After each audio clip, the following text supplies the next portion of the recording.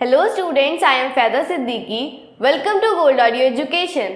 आज हम पढ़ेंगे क्लास 10th की मैथमेटिक्स का चैप्टर 5 अर्थमेटिक प्रोग्रेशन। ये इस चैप्टर का सेकंड पार्ट है। फर्स्ट पार्ट चैनल पर अपलोडेड है, आप चाहें तो चैनल पर जाकर भी देख सकते हैं या फिर आई बटन पर क्लिक करके भी देख सकते हैं। तो फर्स्ट पार्ट में हमने पढ़ा था कि एपी क्या होती है और एपी के कुछ एग्जाम्पल्स देखे थे। एपी किस तरीके की हो सकती है, डी कॉमन डिफरेंस जो होता है वो कितने टाइप्स का हो सकता है, एन का मतलब क्या होता है, A2 A3 टर्म्स होती हैं ये पढ़ा था, एन का फॉर्मूला पढ़ा था कि हम कोई भी टर्म कैसे बना सकते हैं और कुछ क्वेश्चंस करे थे। तो चलिए अभी हम उस पर बेस्ड कुछ क्वेश्चंस देखते हैं। Find the 31st term of an AP whose 11th term is 38 and 16th term is 73। हमें उस एपी की 31st टर्म को फाइंड करना है, पता लगाना है कि उसकी 31st टर्म क्या है उस एपी की जिसकी 11th टर्म 38 है और 16th टर्म 73 है। तो सबसे पहले हम गिवन लिख लेंगे। हमें ये पता लगाना है कि 31st टर्म क्या है। A31 ये हमने लास्ट वीडियो में पढ़ा था कि इसे कैसे रिप्रेजेंट करते हैं। अगर 31st टर्म है तो हम लिखेंगे A31, 11th टर्म को क्या लिखेंगे A11, 16th टर्म को लिखेंगे A16। यहाँ पर हमें 31st टर्म फाइंड करनी है तो क्वेश्चन मार्क, 11th टर्म 38 है और 16th टर्म 73 है। तो ये हमने नोट कर लिया। इसके बाद हमें ये पता है कि किसी भी एपी की फर्स्ट टर्म क्या होती है, A या A1, और जो उसका कॉमन डिफरेंस होता है उसे हम D से डिनोट करते हैं। तो अगर हम an के फॉर्मूले से A11 और A16 का फॉर्मूला बनाना चाहें तो कैसे बनाएंगे। an का फॉर्मूला है हमारे पास an is equal to a plus n minus 1 d। A11 को हम कैसे लिख सकते हैं, A11 is equal to a plus 11 minus 1, n की जगह 11 लिखेंगे तो 11 माइनस 1 मतलब 10, 10 इंटू डी 10d। इसी तरीके से A16 को कैसे लिखेंगे, A16 को लिखेंगे a प्लस 16 माइनस 1 मतलब 15, 15 इंटू डी 15d। अब यहाँ पर हमें पहले से वैल्यू गिवन है A11 की भी और A16 की भी, तो हम A11 की जगह क्या लिख सकते हैं 38 और A16 की जगह हम लिख सकते हैं 73। तो ये हमारी दो इक्वेशंस बन गई, फर्स्ट और सेकंड। फर्स्ट और सेकंड इक्वेशन बन गई। अब अगर हम इन दोनों इक्वेशंस को सॉल्व करें तो हमें इन दोनों में से किसी एक का आंसर मिल जाएगा, ए कैंसिल हो जाएगा तो हमें डी का आंसर मिल जाएगा। चलिए सॉल्व करते हैं।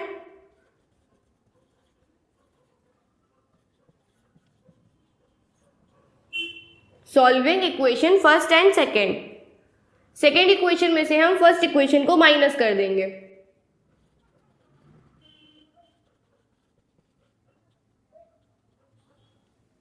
दोनों इक्वेशंस लिखी, साइन चेंज करा और अब हम सॉल्व करते हैं। प्लस का a माइनस का a कैंसिल हो गया, प्लस माइनस माइनस 15d में से 10d माइनस करेंगे तो 5d बचेंगे। 15 बड़ा है, इसके साथ पॉजिटिव साइन है तो ये पॉजिटिव ही रहेगा। इज इक्वल टू 73 में से 38 माइनस करेंगे तो कितना बचेगा, 13 में से 8 गए बचे 5, 6 में से 3 गए तो बचे 3। 5d इज इक्वल टू 35, 5 1 जा 5, 5 7 जा 35। तो d की हमें वैल्यू मिल गई 7, d इज इक्वल टू 7। अब हम d की वैल्यू चाहे फर्स्ट इक्वेशन में पुट करें या सेकंड इक्वेशन में पुट करें, पुट करके हम a का आंसर निकाल सकते हैं। तो चलिए a की वैल्यू फाइंड करते हैं। Putting the value of d in equation first. Equation first क्या है, a plus 10d is equal to 38। d की जगह हम क्या वैल्यू रखेंगे 7, तो a plus 10 into 7 is equal to 38। a is equal to 38, 10 into 7 70। यहाँ पर पॉजिटिव था, राइट हैंड साइड पर जाकर माइनस हो जाएगा। a is equal two plus minus minus 70 में से 38 माइनस करेंगे तो कितना बचेगा, 10 में से 8 गए 2 बचे, 6 में से 3 गए तो 3 बचे। तो a की वैल्यू हमें मिल गई 32, लेकिन नेगेटिव, क्योंकि 70 बड़ा था और उसके साथ माइनस का साइन था, तो इसीलिए हमें यहाँ पर 32 माइनस का मिला है, जो कि a की वैल्यू है। अब हमारे पास a की भी वैल्यू है -32, d की भी वैल्यू है 7। तो जब भी हम a n का फॉर्मूला लिखते हैं a + n - 1 d, इसमें हमें क्या क्या चाहिए होता है? अगर हमें a n फाइंड करना है तो हमारे पास a होना चाहिए, n होना चाहिए और d होना चाहिए। a हो गया -32, d हो गया 7 और n क्या है? n = 31, क्योंकि हमें 31st टर्म फाइंड करनी है, मतलब n क्या है? 31। तो हमारे पास तीनों चीजें हैं, तो हम a n फाइंड कर सकते हैं, मतलब a31 हम फाइंड कर सकते हैं। तो चलिए इस फॉर्मूले में वैल्यूज पुट करके a31 फाइंड करते हैं। a n = a + n - 1 into में d। a n की जगह पर हम क्या लिखेंगे? a31, a की जगह -32 प्लस, अब मैं यहाँ पे 31 - 1 लिखूँ या फिर डायरेक्ट माइनस करके वैल्यू रख दूँ, एक ही बात है। अगर मैं 31 में से 1 माइनस करूँ तो कितने बचेंगे? 30 इंटू में d की वैल्यू 7 है, ये रख दिया। अगर मैं यहाँ पर 31 लिखती और -1 लिखती, फिर मैं नेक्स्ट स्टेप में से सॉल्व करती, 31 में से 1 गए तो 30 बचे, फिर उसे d से मल्टीप्लाई करती, तो मैंने डायरेक्ट लिख दिया a31 = -32 प्लस 30 इंटू 7, 3 7 21 और 0 प्लस माइनस, तो a31 की वैल्यू यहाँ पर क्या आएगी? 210 में से 32 माइनस करेंगे, 10 में से 2 गए 8, 10 में से 3 गए 7 और 1 में से 0 गए तो 1। a31 की वैल्यू हमें मिली 178। This is our answer. देख लीजिए, इसे नोट करना हो तो नोट कर लीजिए या स्क्रीनशॉट लेना हो तो स्क्रीनशॉट ले लीजिए। फिर हम एक और क्वेश्चन देखते हैं। How many 3 digit numbers are divisible by 7? कि 3 डिजिट के कितने नंबर 7 से डिविजिबल हैं, मतलब 7 से डिवाइड हो सकते हैं और उनका रिमाइंडर 0 बचे। तो इसके लिए हमें ये जानना ज़रूरी है। देखिए कितने नंबर्स हैं ये पूछा गया है। जब भी हाउ मैनी की बात होगी तो हम हमेशा क्या फाइंड करेंगे? n नंबर्स, मतलब कितने नंबर्स ऐसे हैं जो 3 डिजिट के हैं और 7 से डिवाइड हो जाते हैं। तो कितने नंबर्स हैं? n नंबर्स हैं, वो n हमें फाइंड करना है। और ये AP की बात हो रही है, लेकिन AP तो हमें कहीं दिख नहीं रही है। AP हमें बनानी होगी। कैसे बनाएंगे AP?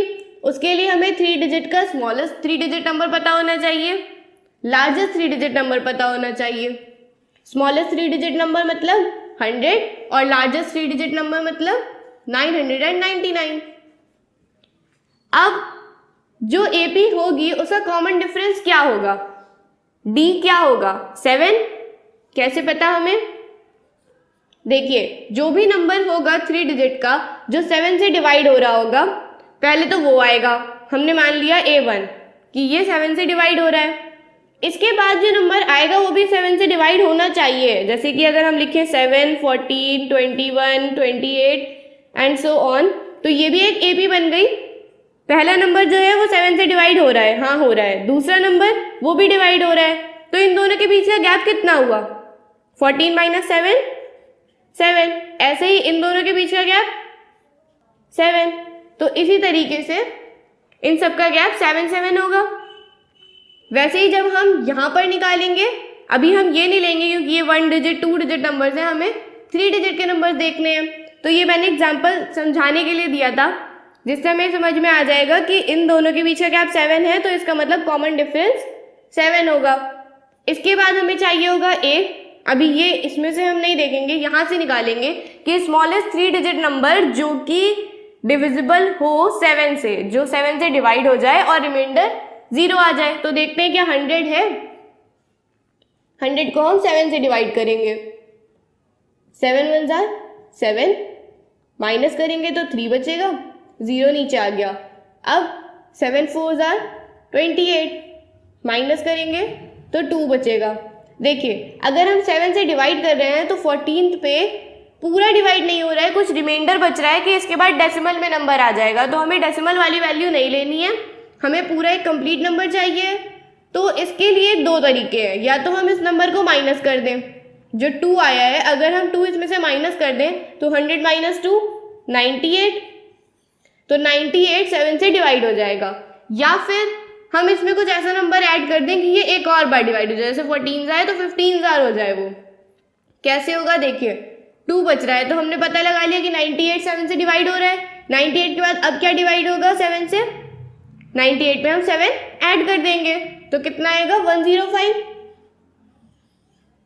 तो या तो हम 105 लिखें या फिर 98 हम इसलिए नहीं लिखेंगे क्योंकि ये 2 डिजिट नंबर है और हमें 3 डिजिट नंबर की बात करनी है, तो हम ये नहीं लेंगे। 105 3 डिजिट भी है और 7 से डिवाइड भी हो रहा है, तो ये हम ले लेंगे।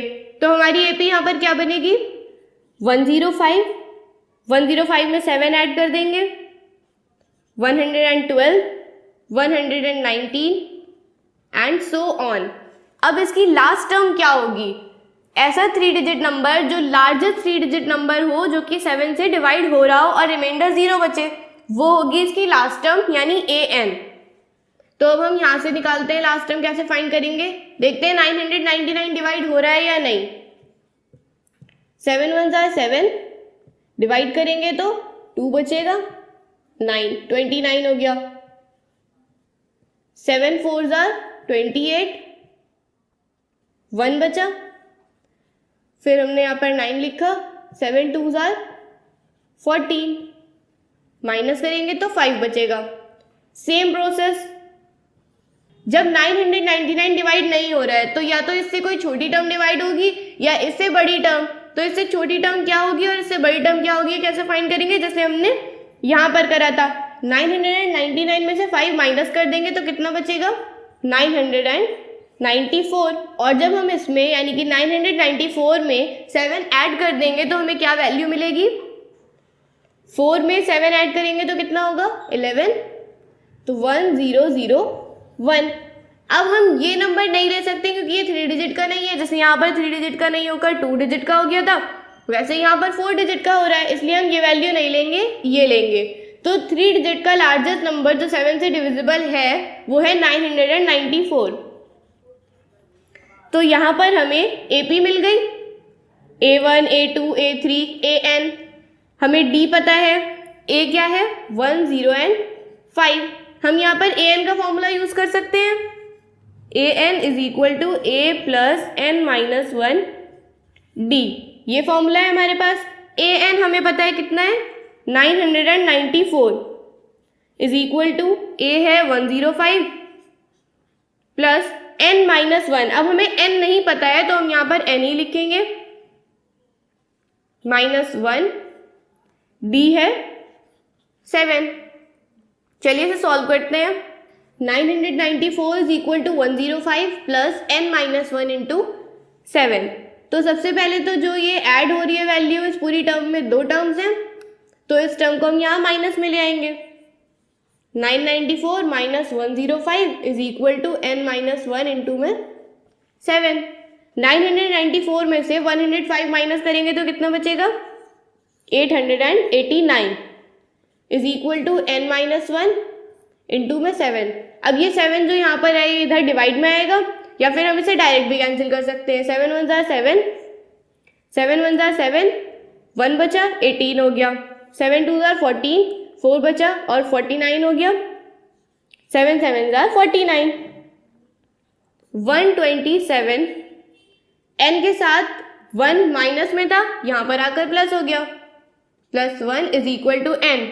तो n की वैल्यू कितनी हो गई 128। तो इससे हमें पता चल गया कि कितनी टर्म्स हैं। n हमने किसे माना था, जितनी टर्म्स इन दोनों के बीच में आती हैं, मतलब 3 डिजिट नंबर्स कितने हैं जो 7 से डिवाइड हो जाते हैं। 128 3 डिजिट नंबर्स ऐसे हैं जो 7 से डिविजिबल हैं, रिमाइंडर उनका 0 होता है। There are 128 3 digit numbers which are divisible by 7। तो इस तरीके से हम an के फॉर्मूले से कई तरह के क्वेश्चन सॉल्व कर सकते हैं। चलिए अब हम कुछ सम के बारे में समझते हैं। Sum of first n terms of an AP, किसी भी AP की फर्स्ट n टर्म्स का सम।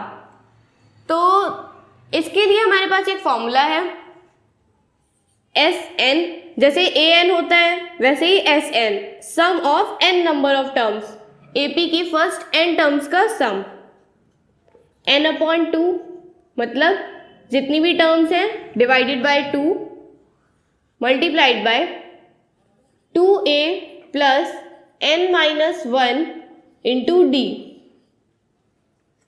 ये फॉर्मूला है हमारे पास एस एन का। इसी को अलग अलग तरीके से भी लिखा जाता है, जैसे S N is equal to N upon two. 2a को हम कैसे लिख सकते हैं, a plus n minus 1 into D, ऐसे लिख सकते हैं। तो जब हम इस तरीके से लिखते हैं तो यहाँ से यहाँ तक ये पूरा फॉर्मूला ए एन का होता है, a plus n minus 1 into d. तो इसकी जगह पर हम क्या लिख सकते हैं, a n, S N is equal to N upon two multiplied by a plus a n, या फिर ए एन को l भी लिखते हैं, ए एन मतलब nth टर्म और l मतलब लास्ट टर्म, तो इसे हम ऐसे भी लिख सकते हैं, S N is equal to N upon two into A plus L. ए की फॉर्मूला है उसको ही हम इस तरीके से लिखते हैं। अगर हमें ए एन और डी ये सब चीज़ें पता हैं तो हम उससे इस फॉर्मूले में वैल्यूज पुट करके सम निकाल सकते हैं। अगर हमें लास्ट टर्म या nth term A N given है तो हम इन फॉर्मूले में पुट करके वैल्यू निकाल सकते हैं, सम पता कर सकते हैं, और अगर हम चाहें तो ऐसे भी कर सकते हैं, लेकिन ये ज़्यादा इजी है। ये तो सिर्फ ये समझने के लिए है कि हमने इस फॉर्मूले से इस फॉर्मूले को कैसे बनाया। 2a था तो 2a को हमने कैसे लिखा, a प्लस ए, एक a अलग कर दिया और बाकी को a n लिख दिया, उसी को हमने l लिख दिया। तो ये फॉर्मूले हैं। अब इसे एक एग्जाम्पल से समझते हैं। शकीला अपनी डॉटर के मनी बॉक्स में जब वो 1 साल की हुई, उसकी डॉटर 1 साल की हुई, तो उसने उसमें 100 रुपीज़ डाले। जब वो 2 इयर्स की हो गई, मतलब उसका सेकेंड बर्थडे आया, तो उसने उसमें 150 रुपीज़ डाले। फिर उसने थर्ड बर्थडे पे क्या करा, उसमें 200 रुपीज़ डाले उस मनी बॉक्स में। तो इस तरह हर बार वो 50-50 ऐड ऑन करती गई। तो हम इसे कैसे लिखेंगे, एपी की फॉर्म में। फर्स्ट बर्थडे पे उसने 100 रुपीज़ डाले, सेकेंड बर्थडे पे 150, थर्ड बर्थडे पे 200, और ऐसे डालती गई। तो फिर जब वो उसकी डॉटर 21 इयर्स की हो गई तो उसमें उसके कितने पैसे थे, मतलब A21।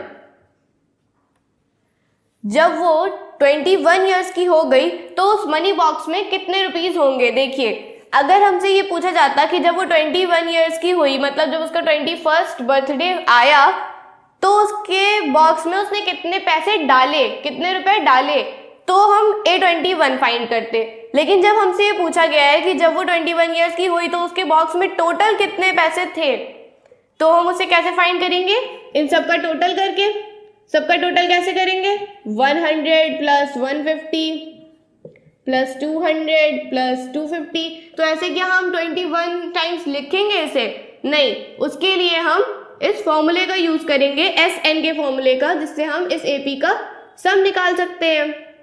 तो हम इसे किस फॉर्मूले में पुट करें, देखिए, या तो हम पहले A21 फाइंड करें ताकि हम उसे an की जगह पर रख दें, a हमारे पास है n/2 और सब कुछ करके हम इस फॉर्मूले में रख के आंसर निकाल लें, या फिर हम डायरेक्ट इसमें पुट कर दें, A21 ना फाइंड करें। हमें इस फॉर्मूले में क्या चाहिए, n, जो कि हमें पता है 21, a 100 है, n is equal to 21, a is equal to 100, d हर साल वो कितने बढ़ा रही है, 50। पहले उसने 100 डाले, फिर 150, फिर 200, तो इस तरह d कितना हो गया, 50।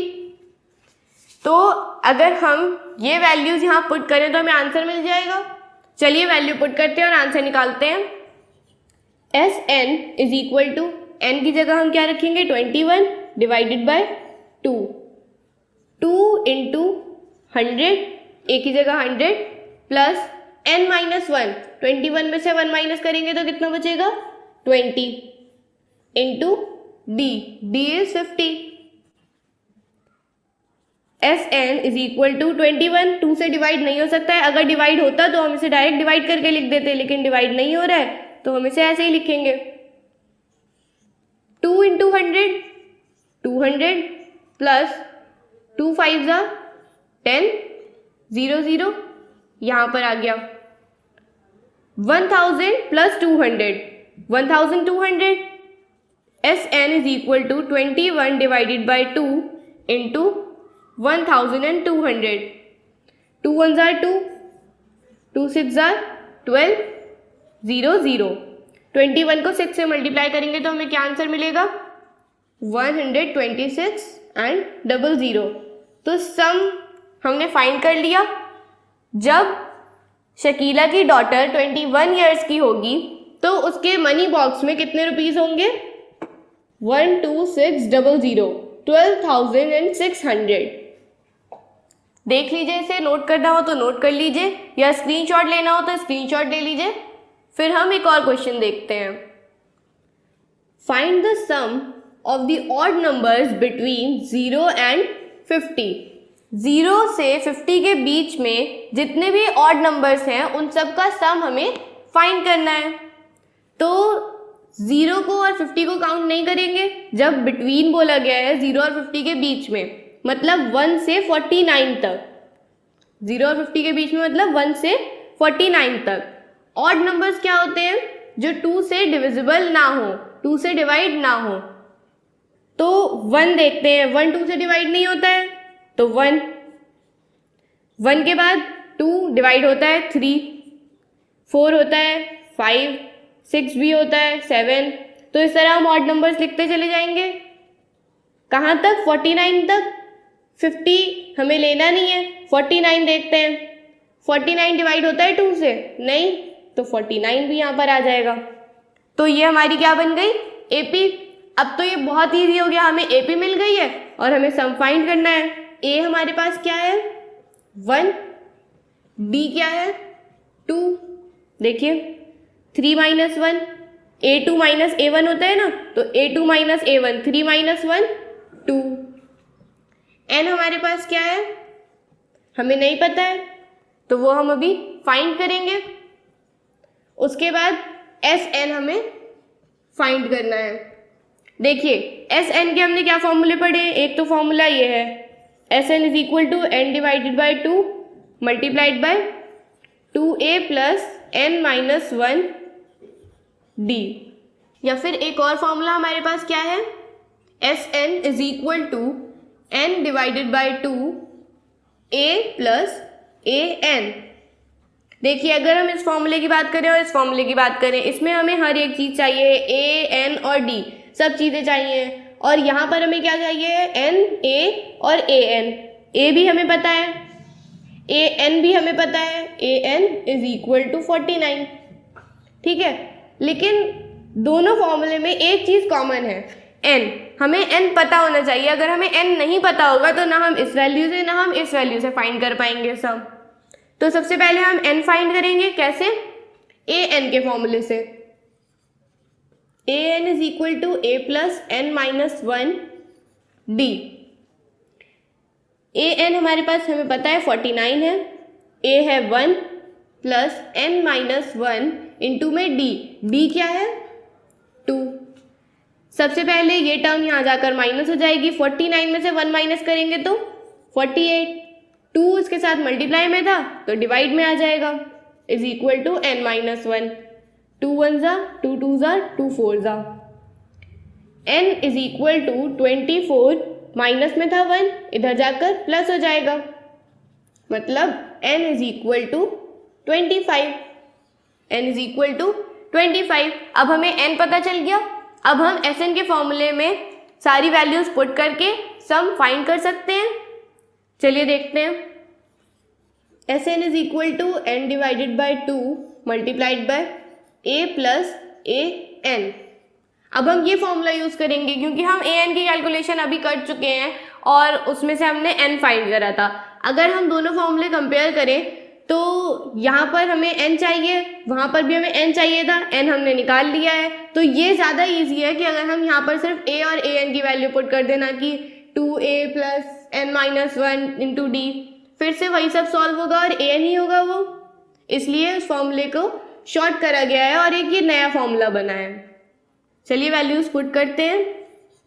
S N is equal to n अभी हमने क्या फाइंड करा था 25 डिवाइडेड बाय 2, a है 1 प्लस an है 49, 49 प्लस 1 50, तो Sn is equal to 25 divided by 2 into 50, 2 1 ज़ा 2, 2 25 ज़ा 50, तो Sn क्या हुआ 25 इंटू 25, 25 को 25 से मल्टीप्लाई करेंगे तो हमें क्या मिलेगा 625, तो Sn क्या हो जाएगा हमारा 625। तो हमने इस तरीके से फाइंड कर लिया कि 0 से 50 के बीच में जितने भी ऑड नंबर्स आते हैं उन सब का सम क्या होगा 625। तो इसी के साथ ये चैप्टर कंप्लीट होता है। आई होप कि जो भी कुछ मैंने आपको समझाने की कोशिश करी है वो आपको अच्छे से समझ में आ गया होगा। अगर आपको ये वीडियो पसंद आई है तो इसे लाइक करें, शेयर करें, या इससे रिलेटेड कोई भी डाउट हो तो आप कमेंट सेक्शन में मुझसे पूछ सकते हैं। I will clear your doubt. अगर आपने गोल्ड ऑडियो एजुकेशन चैनल पर पहली बार वीडियो देखी है तो प्लीज़ इसे सब्सक्राइब करें और बेल आइकन दबाना ना भूलें ताकि मेरी सभी लेटेस्ट वीडियोस की नोटिफिकेशन सबसे पहले आप तक पहुंचे। चलिए मिलते हैं नेक्स्ट वीडियो में एक नए चैप्टर के साथ। तब तक के लिए keep smiling, enjoy your life, bye, thanks for watching.